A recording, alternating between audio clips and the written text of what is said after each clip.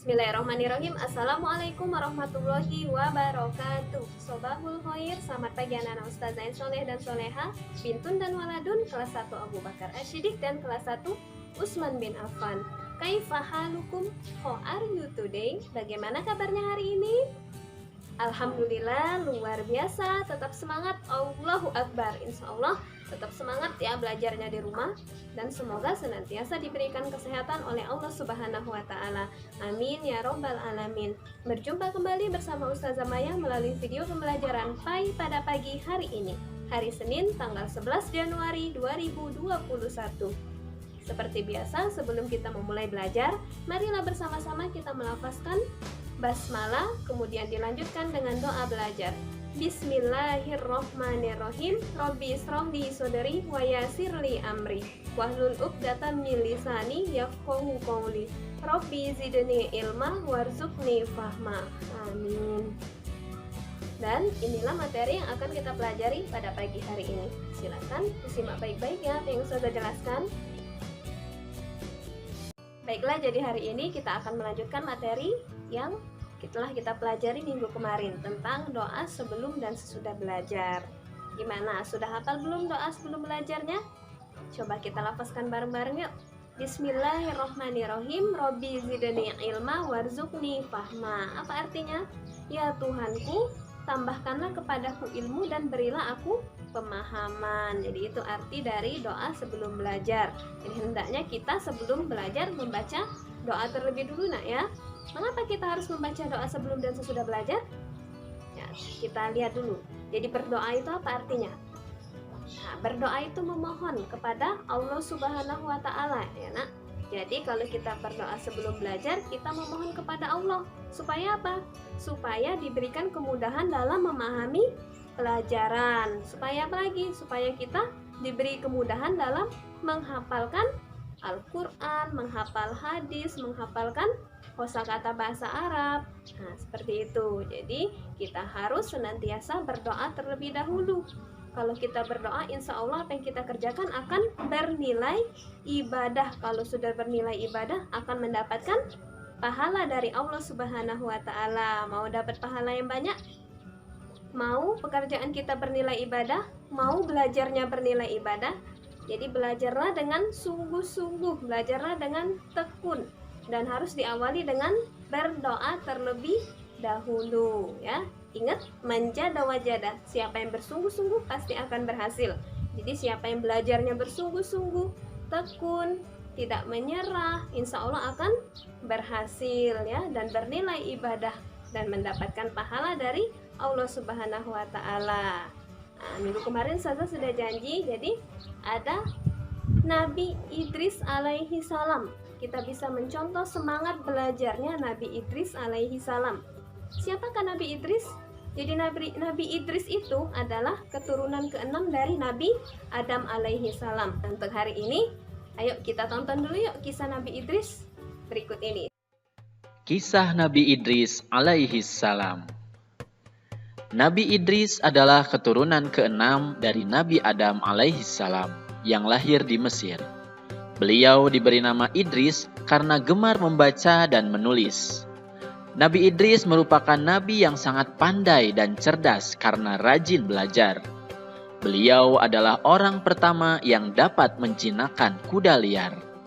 Setelah menjinakkannya, kuda ini dapat digunakan untuk tunggangan atau untuk mengangkat berbagai barang. Orang-orang yang melihat ini sangat keheranan karena tidak menyangka bahwa Nabi Idris alaihissalam bisa lebih cepat daripada mereka yang sedang berjalan kaki. Dengan adanya kendaraan ini, kaum Nabi Idris sangat terbantu dan menjadi semakin makmur. Nabi Idris pun menjadi orang yang sangat disegani dan menjadi seorang panutan. Nabi Idris alaihissalam adalah manusia pertama yang mulai menulis dengan pena. Sejak kecil, Nabi Idris alaihissalam rajin belajar. Beliau dianugerahi berbagai kepandaian oleh Allah Subhanahu wa Ta'ala. Di antaranya adalah ilmu alam semesta, ilmu tulis-menulis, dan ilmu berhitung. Beliau juga manusia pertama yang dapat menjahit sehingga membuat pakaian lebih nyaman daripada pakaian yang terbuat dari daun yang dirajut. Selain itu, beliau juga menguasai berbagai bahasa. Oleh karena itu, beliau menjadi mudah dalam berkomunikasi dengan manusia lainnya. Dengan ditemukannya berbagai teknologi oleh Nabi Idris, hal ini menjadikan beberapa keturunan dari Qabil, putra Adam, iri.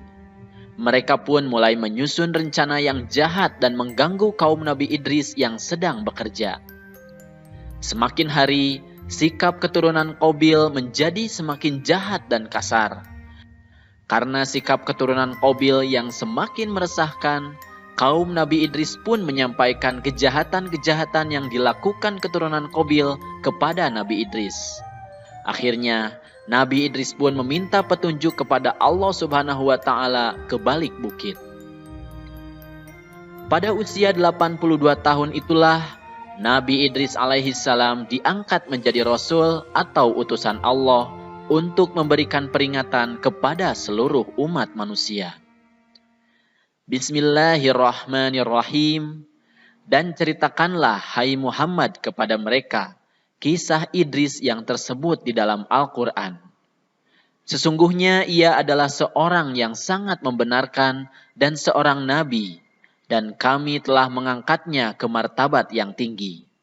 Quran Surat Maryam ayat 56 sampai 57. Akhirnya Nabi Idris pun mulai melaksanakan tugas kerasulannya, yaitu memberikan peringatan kepada keturunan Qabil untuk kembali kepada jalan yang benar. Setelah diberikan peringatan, keturunan Qabil tidak menerima peringatan dari Nabi Idris. Kemudian mereka pun menantang kaum Nabi Idris untuk berperang. Nabi Idris pun tidak pantang menyerah untuk menegakkan kebenaran. Kaum Nabi Idris pun mulai membuat peralatan untuk berperang dan benteng untuk mencegah serangan. Akhirnya peperangan pun tiba.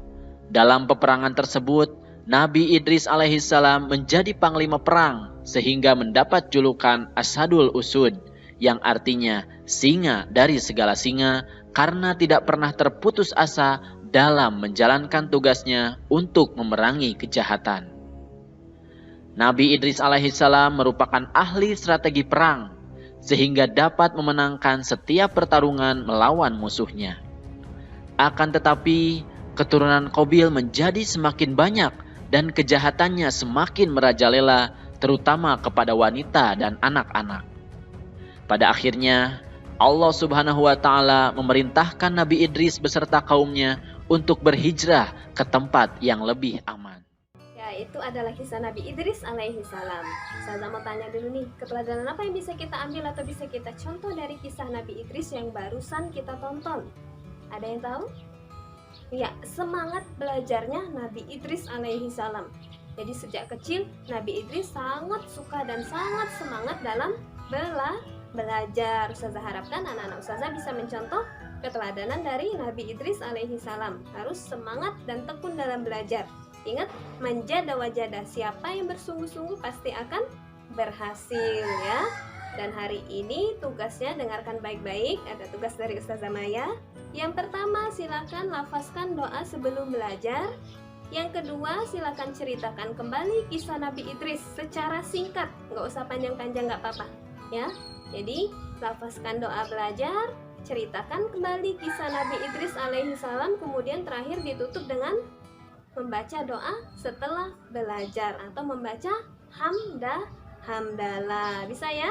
Divideokan dan kirim ke WA Ustazah Maya. Ustazah tunggu ya tugasnya. Untuk hari ini Ustazah rasa sampai di sini dulu. Mari kita tutup dengan bersama-sama melafazkan hamdalah. Alhamdulillahirabbil alamin. Sampai berjumpa kembali pada pertemuan berikutnya. Akhirul kalam, wabillahi taufiq wal hidayah. Wassalamualaikum warahmatullahi wabarakatuh.